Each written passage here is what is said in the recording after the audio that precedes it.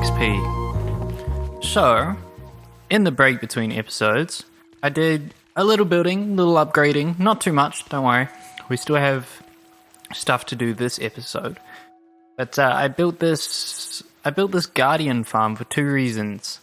One, I needed XP. And two, I also needed the sea lanterns, I think that's what they're called, that come from this farm. And Prismarine is also really nice to have. So we built an ENXO4 Guardian farm, which is pretty simple. Let me go on to FreeCam. Muy bien. So our player is up here on this platform. And around the player, there's about 128 block spawn radius. So we're utilizing that. We're about 120, I think, or 110 blocks away from the edge of the bounding box and the ocean monument. So you can see we built the farm just here on this corner. So we don't have to drain the entire monument, which is very nice because that's a big project and I didn't want to do that. And we can focus the Guardian spawns to just this corner, which is also really nice. So we don't have to mine a whole bunch of kelp and all of the other stuff. And so they only spawn here in this corner. Very cool. And we have soul sand on the bottom here, which is pushing the Guardians that spawn in this area up into these waterlogged scaffolding, where they get pushed up through it. Let me turn my shaders off because they're acting a little funky. And they bounce around. Now some farms have water on top of the scaffolding that pushes them into the portals. And I could do that. Just put some water here in the middle and it'll go both ways. But I mean, the rates are fine without it. When Guardians are on ground or on land, they flop around trying to find water again, but they can't go back through the scaffolding. So they just end up walking into a portal themselves. And the portal is... I wonder if I can go through in FreeCam. I cannot. So the portal is just linked up to the nether roof, which I'll show you on our way back to base. The Guardians end up going through the portal there in the nether, and then they get sent back through the same portal. And because of portal linking magic, the game Minecraft thinks that this portal is closer than that portal to the portal in the nether, and it sends the Guardians through this one, where they drop and they take full damage on the iron bars, but it's waterlogged, so they're quiet, they're not screaming, and they come through, they get pushed into the scaffolding, they climb up the scaffolding, and it's hard to tell because there's so many Guardians in there. Hold on, give me a second. Let's just clear it up a little. Oh, so satisfying. But they get pushed up and there's more water pushing them forward into this chest. The fence here and the chest here blocks the Guardian's sight to me, so they don't attack me with their magic. And there's some ladders in there which stop entity cramming. Yeah, so we can have heaps of Guardians, the spawn cap amount, and then we just kill them off, like that. And you have to keep killing them off if you want more to spawn. They won't continuously spawn because this is still in the same spawn area, so that it will count these mobs towards the mob cap, or the total mob amount. But it's fine, you get a lot of Guardians all in one go. And yeah, so we get a lot of stuff, very nice, but I mainly use this for XP. As you can see, we're getting heaps. So Guardians actually drop more XP, or around the same I think it is, as Enderman.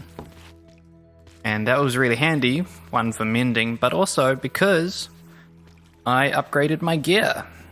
Not all of it, just the core stuff. So now we have a netherite axe and a netherite sword.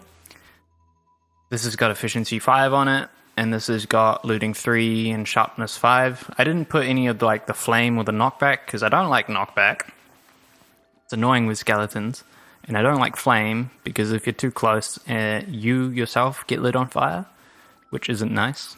And then on our armor, obviously no chestplate, but we have Respiration 3, Protection 4, Aqua Affinity, or Aqua Affinity. Thorns 3, Unbreaking 3, and Mending. Very cool. Great for doing anything underwater. Very nice. And that pairs really well with our boots, which have the most amount of enchantments on any piece of our armor. We got Protection 4, Feather Falling 4, Soul Speed 3, Depth Strider 3, Thorns 3, Unbreaking 3, and Mending. And then on our leggings we have Protection 4, Thorns 3, Unbreaking 3, and Mending. Pretty simple. Normally I like to put Fire Protection on one of these because I'm pretty prone to dying in the nether a lot, but I thought we can just make another armor set for nether related stuff. I don't really go into the nether all that often, so it shouldn't be too big of an issue. It's a shame we can't like trim elytra with netherite so that it doesn't burn in lava, but hey, maybe there's a mod for that. So yeah, we've done a lot of upgrading. And yeah, the sea lanterns will come in use later in the video. But that's all from here. And right now, it's kind of in the middle of the warp. So I found the closest ocean monument that I could, but it's still in kind of the middle of nowhere. So we actually used nether transportation. A little faster. Oh yeah, my only gripe or issue with this farm is that it uses portals. Because this world is run locally on my computer, which isn't spec'd out to be like a supercomputer or anything, it's just your standard M2 Mac Mini base model. And quite often I share this world between that and my laptop, which is even less spec'd. Portal loading can strain the computer quite a bit, especially if you're always in the area and there's other stuff going on. So I tend to try and avoid portal farms, but this one's in the middle of nowhere, so it won't be loaded that often. It'll only be loaded when we need to mend something up or get something prismarine related. I didn't go through and actually beat the ocean monument. I'm not ready for that yet. Although I would love to do that in a future episode. Get some sponges. But let's check out the nether side of things. Yeah, so we have a little farm up here. You can see all the guardians in there. So inside of this container here, we've got a whole bunch of scaffolding. I don't know if we can see it. Yeah, scaffolding. That stops entity cramming. The guardians will flop around in here. They can't go up and out because we've got a roof. And over here we have an etho hopper clock, nice and simple, which is timed so that every 15 seconds, there's some gates just below these blocks here. They will open and let the guardians through. So I think we've got 30 something blocks in here. Let's just wait and see. Yeah, 38 blocks equals 15 seconds-ish between off and on state, which is pretty cool.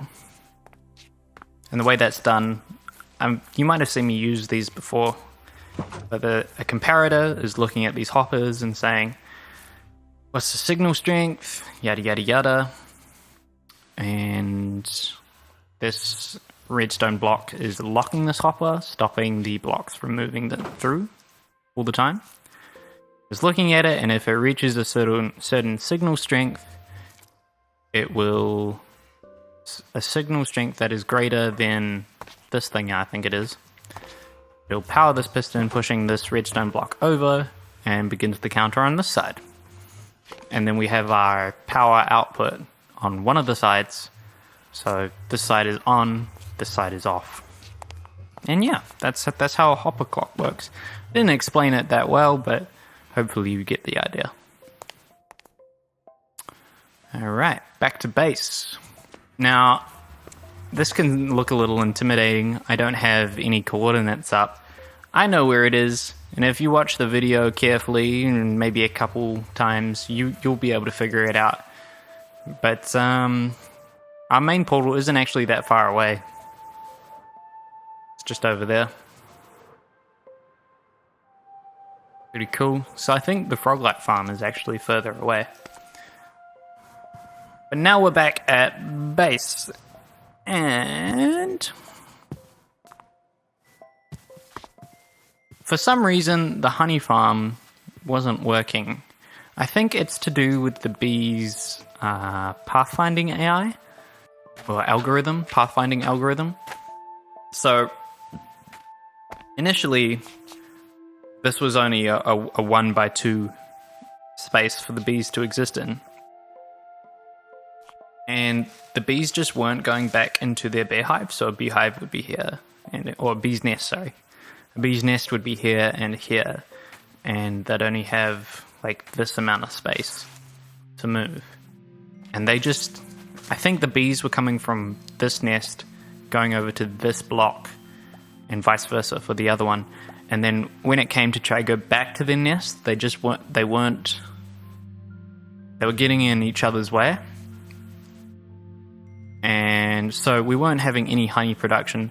Also, didn't have enough bottles in here. Very important if you're trying to build this. So you need more bottles as well. But, so I tried to remedy that by giving them more space to move around.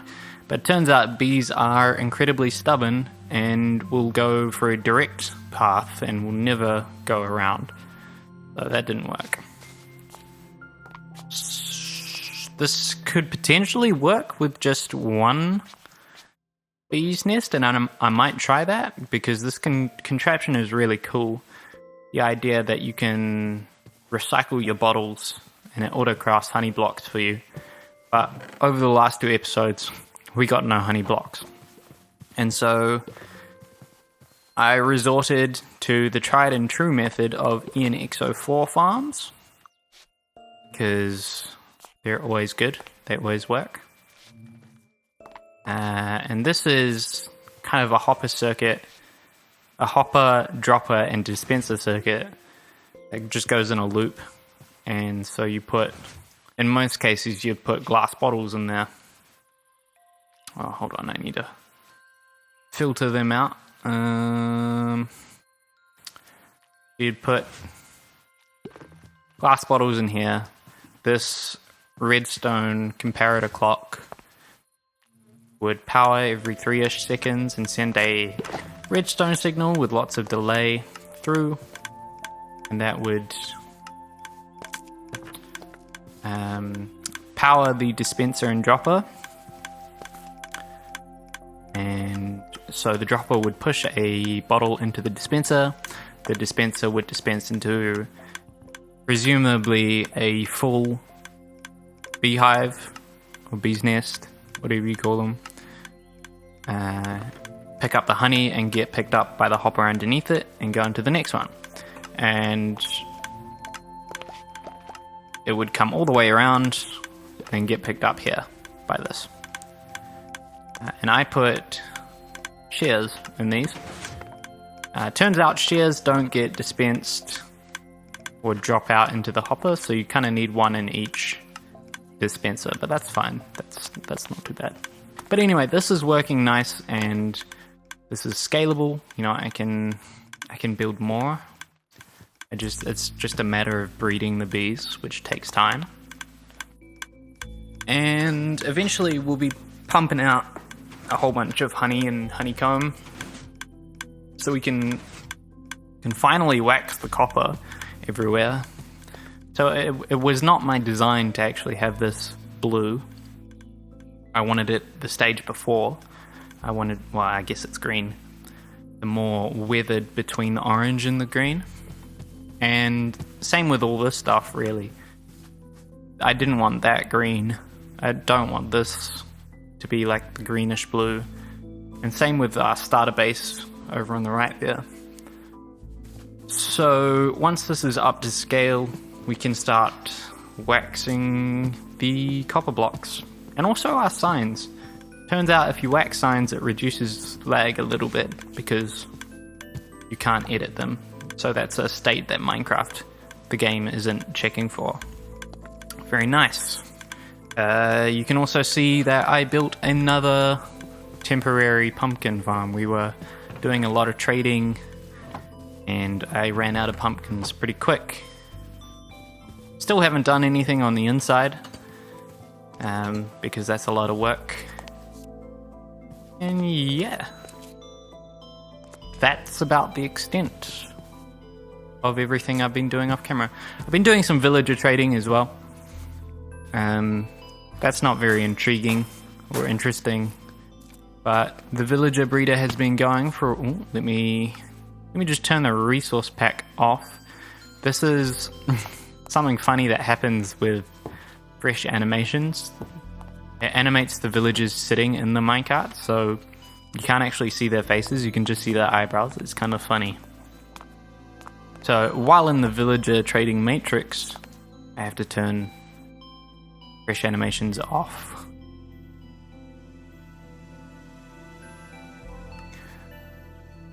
Bada bing, bada boom. So you can see we got a lot more villagers in here. It takes a long time for these guys to grow up. Like, if you think about it, it's every 5 minutes these guys can breed. It takes, it's over here, 20 minutes for baby villagers, which aren't in here, to grow up. And then you also have to locate them into their cells and then kill them if you want to do that. So it takes a long time. I think every villager is 20 minutes of time. Obviously the first villager takes the longest, but yeah, it still takes 5 minutes between every villager-ish. So if you have 1, 2, 3, 4, 5, 6, 7, 8, 9. Really? Only 9? 9 times 4 is 36. 36 times 5, that's a lot of minutes. And, you know, I do like to think that I have a life outside of Minecraft. So yeah. Quite a bit of progress, but also not a lot as well. Kind of just building on what we already have already done. So in this episode, gonna kind of close off the street a little bit. Now it's already closed off this way, but it's not closed off this way. This way is just open island. So if I were to be standing here at the end of the street, we need a building right where this floating ring of doom is. I'll talk about that in a second. And so we're going to build another building here, and it's going to be quite large, because if we look at the schematic... Give me a second. So if we look at the schematic of this machine, it's quite large, which is great. It fits kind of the skyline that I wanted to achieve here. And it's going to close off the street, so we get a real sense for what it'll be like on the rest of the island. If we just fly up here for a second, on the rest of the island. And yeah, I mean, this is the primary view that all of you guys are going to see it from. So while it's important to make things look good from above and behind, if you don't have access to those areas, you know, why bother decorating them? It's kind of like this coffee shop here. You know, I decorated this because I wanted a space where you could go up without wings to turn the slime farm on. The slime farm is still functional, by the way. The chute that the slime fall through, or the silverfish fall through, is actually here. So you can actually see it while it's operational, which is kind of funny. But if we go behind the scenes, you know, I didn't decorate this entire interior. I just made a small room inside the interior. It's a more efficient use of my time and space. And so I kind of rambled and forgot where I was going with that. But yes, we're going to build a building here, and this face is probably the most important, so I'm going to really nail that in this episode. And I might copy it all the way around. Maybe not. But first of all, we need to actually build the machine that the building is going to be housing. So I'll go ahead and build this. And I will link the video of where I found this in the description. This is called the Waifu Iron Farm. I can't remember why, but I thought that was funny. And yeah, so let's go ahead and build this, and then we'll get into decorating the farm.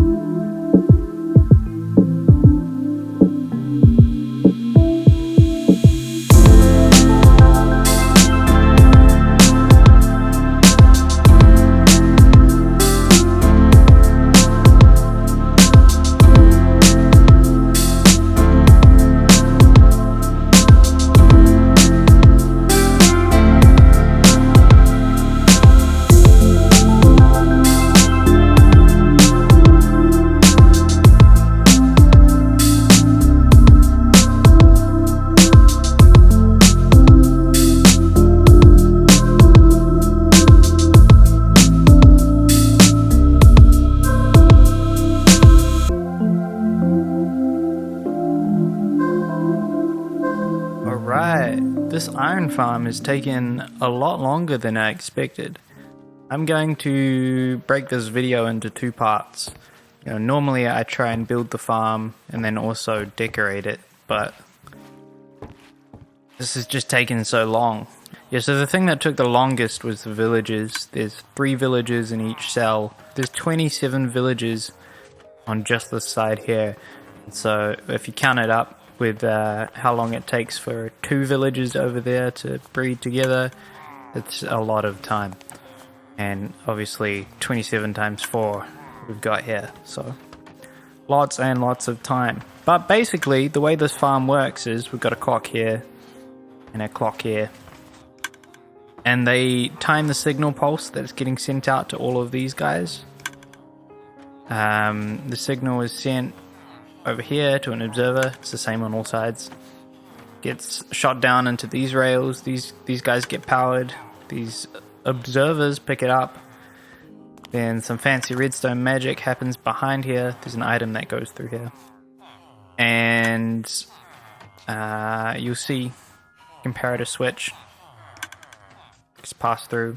So whenever there's an item in one of these droppers and the comparator picks it up, it'll drop the villagers down and then wait until the next time,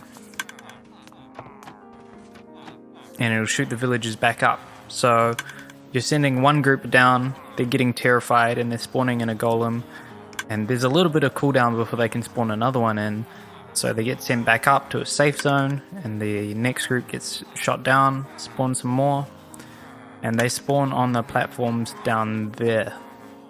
See? And we got some tripwires down there. So when an iron golem spawns in, tripwires picks it up, moves the platform up and down real quick, and the golems glitch through down into the killing chamber.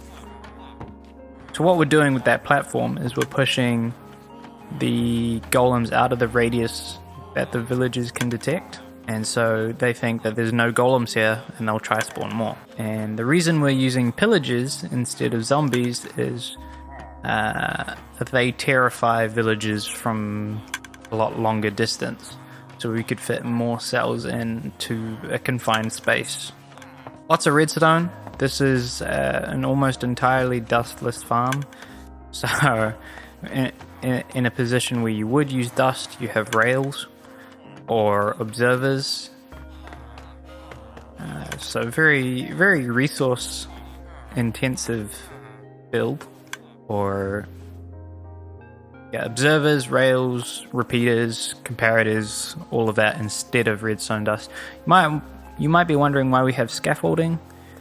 We watch carefully along one of these sides. I think it'll be this one. Yeah.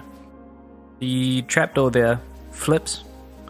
It's the same mechanic that we used in another farm. I can't remember which. It was in the duper. The trapdoor flips and it changes the block state of the scaffolding next to it. And that block state affects all the other scaffolding above it. So it's a way of using redstone vertically in a tight space, which is pretty cool. And yeah, the rates are ridiculous. So we're dropping like 3 iron golems. Should be 4. I don't know why it's not 4. But anyway, I'm not complaining. It's a lot of iron golem. And I've only been running this for maybe 10 or 15 minutes. It's very loud. Let me turn the sounds down. Friendly creatures and hostile creatures. Much better. But yeah, I've only been running it for about 10 or 15 minutes and we have a lot of iron. And this is good. Because if we think about it, all those pistons, I think I went through like 3 stacks of each type of piston. That's 6 stacks of iron. All the hoppers, I went through about 2 stacks, so that's 10 stacks of iron. Once we get beacons going, we'll probably use iron for those as well. And those are like 2.5 iron blocks. So we need a lot of iron, especially for future projects or decoration. You know, blast furnaces, they use iron trapdoors. It's everywhere. And so having something like this is incredibly useful. And it's really going to help boost the production of all the other buildings and farms that are going to go in this area. Let's have a look at it with shaders real quick. So with shaders, you can see there's some dropped frames. I'm still touching up the shaders, finessing or fine-tuning the way I like them. With the sun flowing through, we get this real cool effect, like this right here with all the water. So I thought it would be really awesome if we could try and incorporate that in the decoration of this farm. And you get like, it's really cool. So like this would be like a mob boss area or something. I don't know. I've been watching a lot of Batman recently. I watched the new Crusader animated series and I thought it was awesome. We had that like early New York mafia kind of aesthetic to it, and I really liked that. And so I thought maybe having like a brown house or like an old brick Gotham inspired building for this would be awesome, because really the whole city is built on the production of iron. All the farms use it. It's used in all the decorations. It's an incredibly useful resource. And so I imagined in my mind that the company has a lot of old money from just being able to supply all other companies with the resource they require to get started. And so their fingers are in kind of all the pots in the city. And I don't know if anyone has watched the series, but there's a guy called Falcone, and he's like the mafia leader of the biggest gang in Gotham. And I kind of wanted to go for that kind of feeling or vibe from this Steel Syndicate. So we're going to go ahead and decorate this farm in the next episode. This has taken a lot longer than I originally anticipated, but hopefully you enjoy it. Go check out the creator who made this farm. He goes into great depth on how it's built, how it works, and he even optimized it for all dimensions and all scales of need. So maybe you don't need one this big, but you want like a mini one, but it has portals. He's got that in his video. So definitely go check him out. I'll link him in the description. It's a great farm, great video, but hopefully I'll have the next episode out soon-ish, and we can finally close off the street. It'll be looking a lot more like a city from here, which will be awesome. But until then, ladies and gentlemen, that is all for this episode. Thank you so much for watching, and I will see you in the next one.